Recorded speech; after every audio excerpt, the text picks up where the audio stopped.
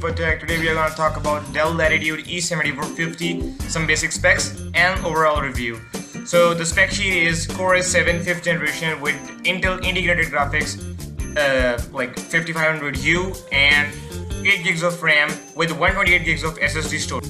You can easily upgrade this laptop with 8 gigs of RAM and 16 gigs of RAM because it's having 2 slots for RAM and there's only one room for hard disk drive or SSD. You can either upgrade SSD or an HDD. Some good features include backlit, chiclet backlit keyboards and 1080p display panel. Basically, this laptop is good for a student laptop and is good for some basic office work. So if you're onto the high-end gaming side, then this one is not for you. Yeah, you can easily upgrade its GPU by putting a Thunderbolt port and using external GPU with it. So if you want some high-end gaming with it, then you have to get an external GPU with it. So yeah, overall it's good for student life and it can handle your student tasks, Visual Studio, Android Studio in a good manner, okay? Not the high-end one, but still it's good for student.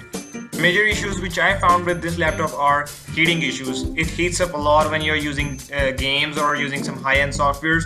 And another issue is its battery. Its battery is not that much long. If you want for a long-lasting battery, then you have to keep the charger with yourself. Two bad issues which I found is Type-C port. There's no room for Type-C port and there is no room for another hard disk drive. You can't upgrade SSD and HDD ports at the same time.